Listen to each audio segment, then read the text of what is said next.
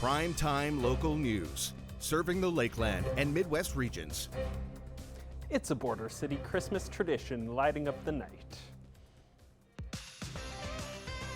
For years now, the Frank family have been the brightest house on the block. I went down to speak with Jerry Frank about how it all comes together. So I'm here at the Lights and Sounds of Christmas house. Thank you so much for inviting us. Can you tell us a little bit about what all goes into making this happen? Well, a lot of work and a lot of lights. Absolutely. What's the power bill like? Well, I always tell people, I said, compared to what I end up spending on lights, it's nothing. Yeah, you know, the fuel for the for the jet is not very much when you're dealing with the price of the jet. Exactly. Yes. And, you know, how many hours would you say you've spent in just the last week, let's say? Well, usually we figured it takes us about 300 hours to set everything up with the whole team working together and stuff like that. And how big's the team? Who's all involved? It's basically the entire family. So we have 3 kids, and they all have their spouses and attachments and everything. And then some grandkids get involved now and stuff because they're starting to get to the age. So they all help out. So there's about a dozen of us that put in the hours. And my daughter is the main designer. Like, she's the one who tells us where to put everything in the backyard. The front yard's my domain, and I kind of just supply her with stuff for the backyard. And what's the storage facility for all of this when it goes away? Well, we got 2 sheds back there that are dedicated to Christmas, and then the Musgrave Group of Companies has partnered with us, and they supply us with a sea can that we use all year long. And I imagine you darn near fill that sea can. Oh yeah, it's full to the brim when we're done. Yeah. Awesome. One thing I noticed out front, and it immediately makes me think of Horlock Park back home in Edmonton, is that you've got the radio station to tune to. Can you tell me a little bit about how that came about? That was where the whole show started.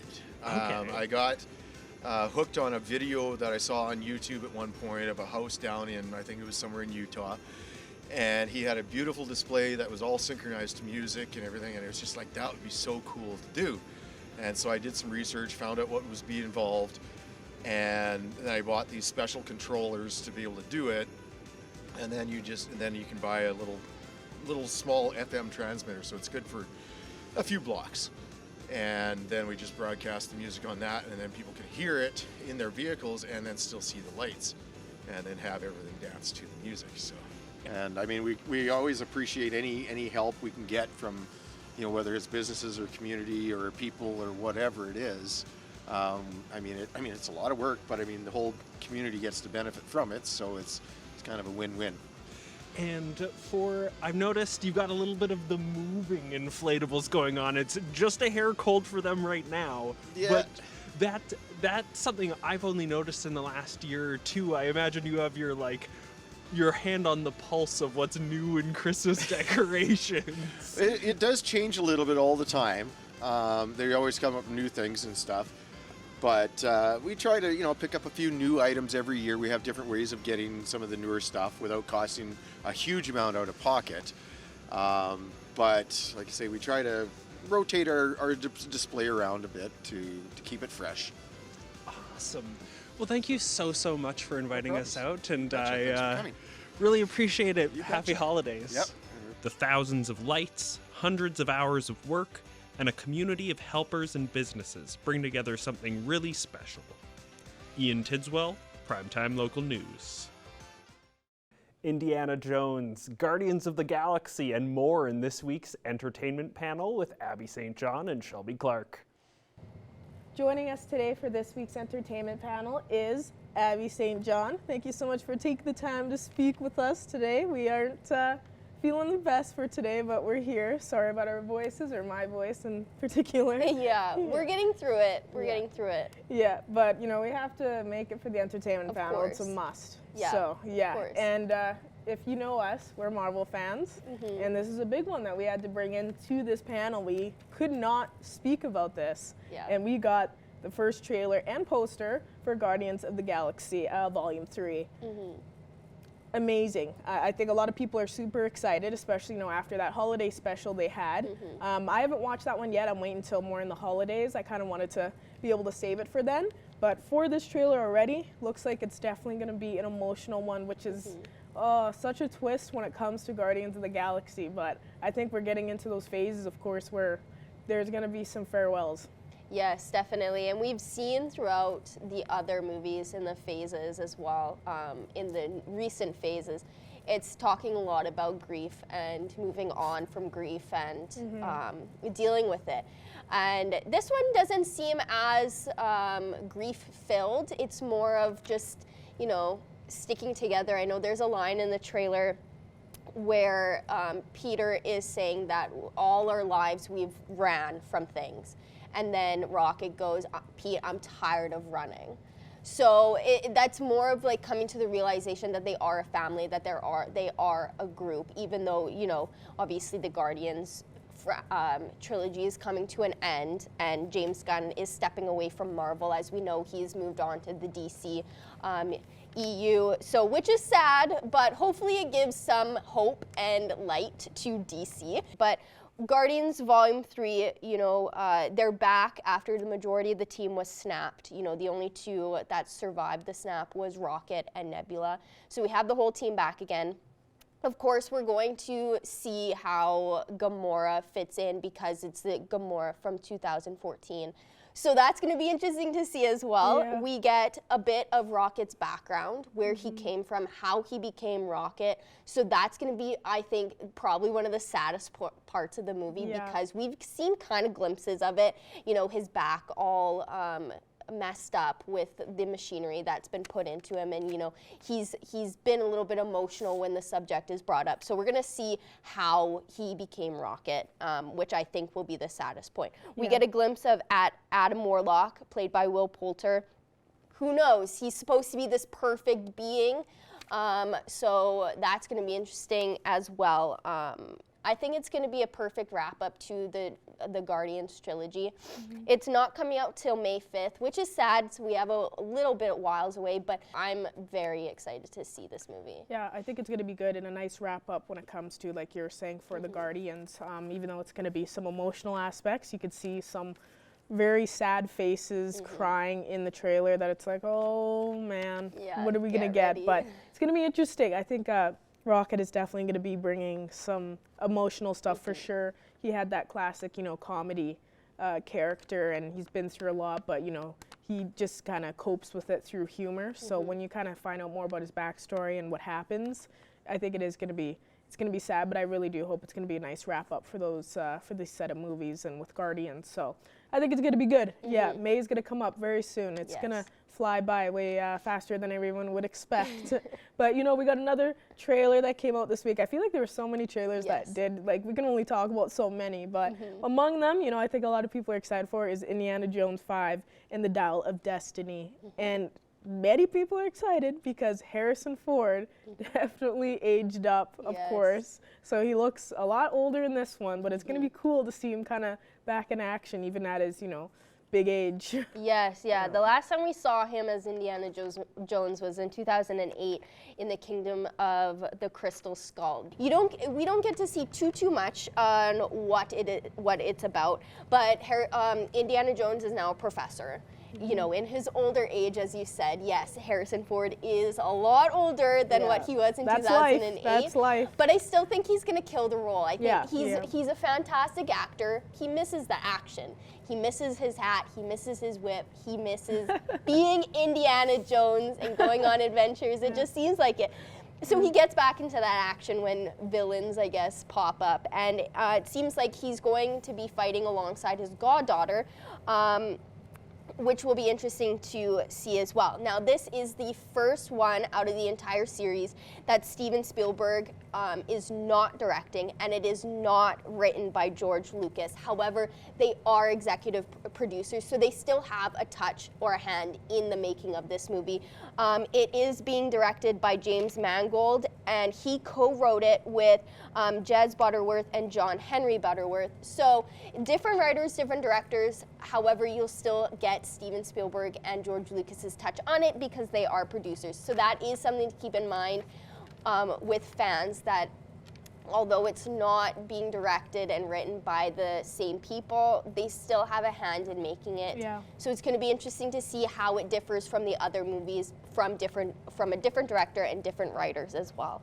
It's going to be interesting, but I have no doubt that because it is Harrison Ford, that this movie is going to be a success no matter what. 100%, and I think even he's probably really excited to be able to get back in those in that action role and just have a great time with it, no matter the age. I mean, there's lots of good editing out there that can help him out, but I think he's still a great actor, of course. The fact that he's at that age and is still willing to do projects like this is really exciting, and yeah, I think it's going to wrap up hopefully really well, like knowing it's his last time as Indiana Jones, but you know, going out with a bang and just knowing that he's able to do it at this age after that many years, like you were saying, many people are going to be pumped for it. And even watching the trailer, you have the classic soundtrack, which is just so memorable, and I think it's going to be great. And we got some good projects coming out for all the fans out there, Indiana Jones and Marvel, which is great. But that's all the time we have for this week's entertainment panel. So once again, thank you so much for joining us today, Abby. Of course, thank you.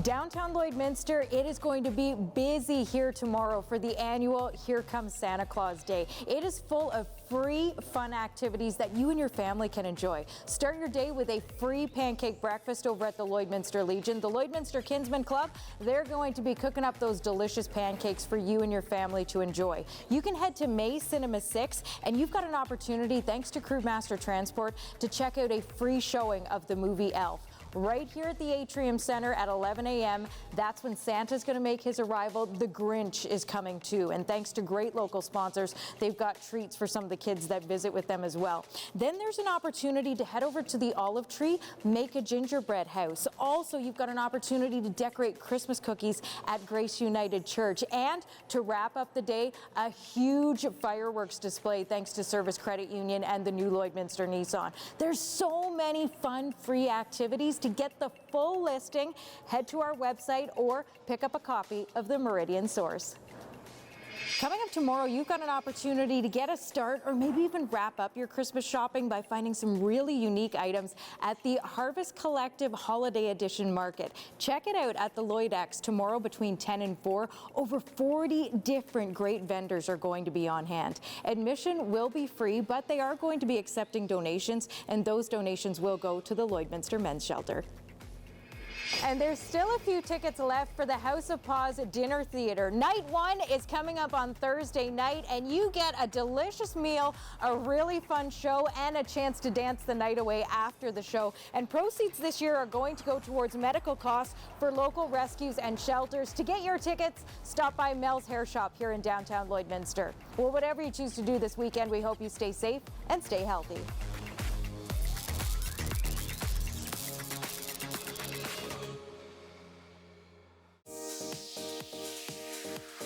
What's Happening is brought to you by Northern Factory Workwear, Circle Drive East, Saskatoon, and Highway 17 South, Lloydminster.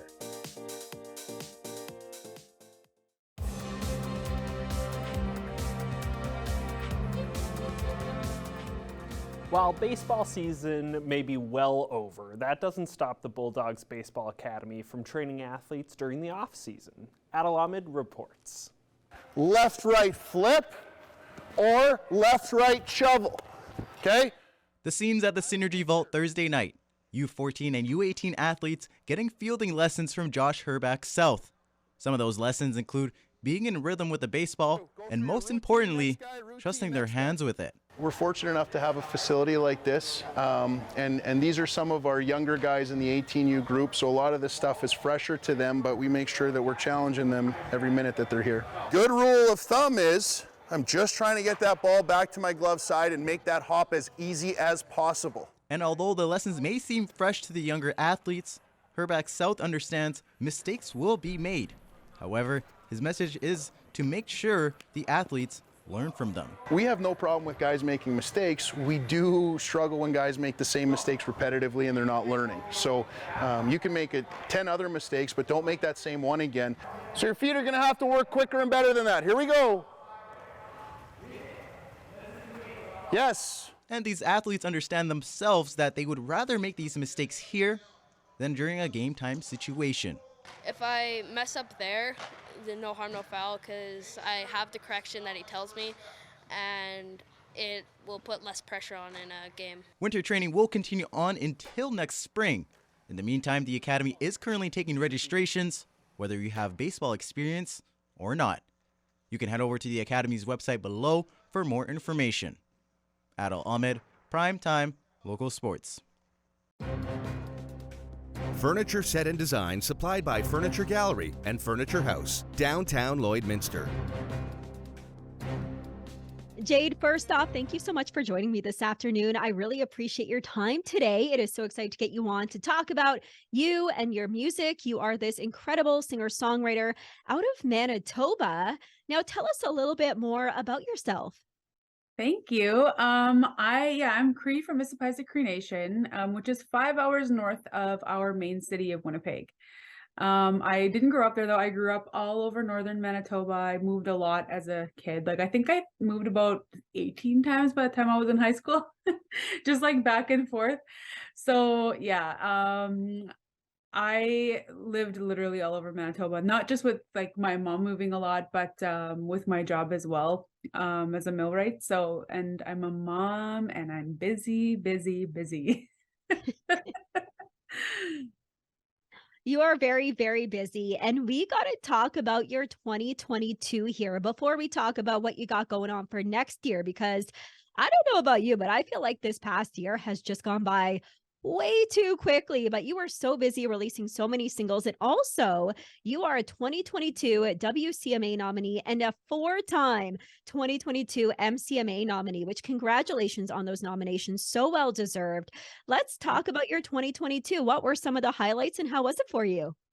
You know, this was the first time that I actually left the province, like to do my own shows.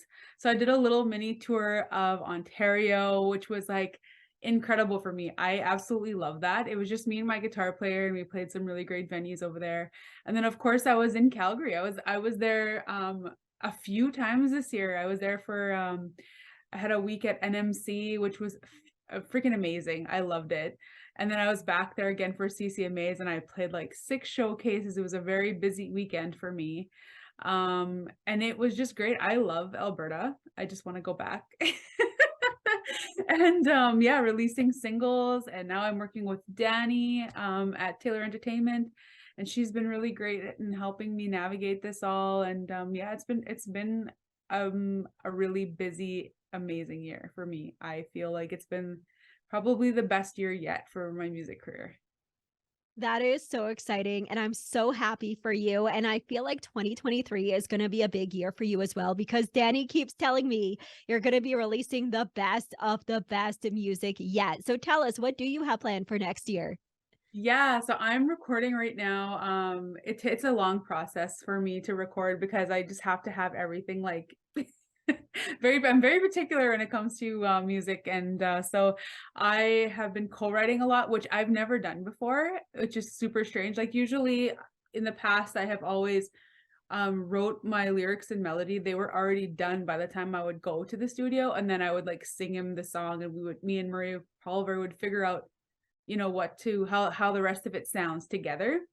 But recently I've actually reached out to other people and opened myself up to being able to have a co-write. And that's been really fun. I enjoy that so much. I've been writing with Marie Power, Rihanna Ray Sage, my guitar player Stephen Arundel, Crystal Shawanda, and it's been like I said, it's just been really amazing to just get that, all those energies. Like they're just so different just from writing by yourself.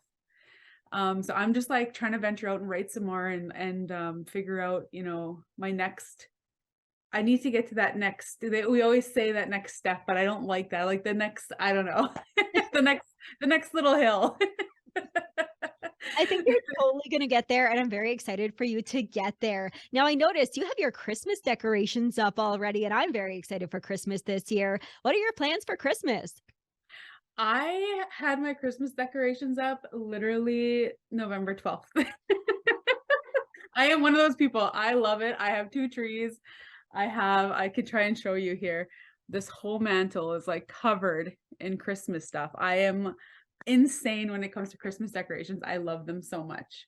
I'm just gonna try and relax at home this year and hopefully get up north as well to my the place where I'm from, Mississippi Cree Nation, and you know, just take my kid sliding and just be with family. And it's just gonna be, I think it's gonna be a really good Christmas for me.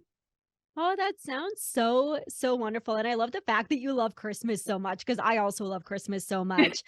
Now we got to talk about a song that you did release this past year called Stay Wild Child. And I heard this song a few weeks ago on the radio and I was absolutely blown away. You are so well known for such beautiful songwriting, and this song showcases it to the best of its abilities. It is a stunning song. So tell us a bit more about Stay Wild Child and what inspired you to write it. Yeah, so that was one of my first. That was one of my first co. That was my first co-write session. Actually, we wrote "This Song Sucks" and "Stay Wild Child" in the same session in 3 hours. It was crazy, but I wanted to write a song that was a message for my son. We don't know how long we're here for, and he'll always have that song now. And you know, growing up, I was bullied a lot, and so I feel like I was kind of molded. You know, I allowed myself to be molded into something that I wasn't for a while. And now that I'm like a little bit older and more, you know, like I just have so much more life experience, I feel like I'm just like, I want to be able to have him know that he doesn't have to be molded into whatever society or anybody tells him to be, and he could just be himself and stay, you know, his wild self. Like he is literally my little wild child, and I don't want him to change from that. And yeah, that's like my message to any kid. I just want them to stay who they are, you know. And I think that's so important for any little kid to hear it, and for myself as well, you know. And anybody that just needs to hear, just like remember who that little kid was in your own self and just be that, you know. That is such a beautiful message to share with absolutely everyone. And I think that's why I was so attracted to the song, because it just takes you back and it reminds you to just stay wild, be who you are, be authentically you. Yeah, for sure. Yeah, that's the biggest message I think I could offer anybody.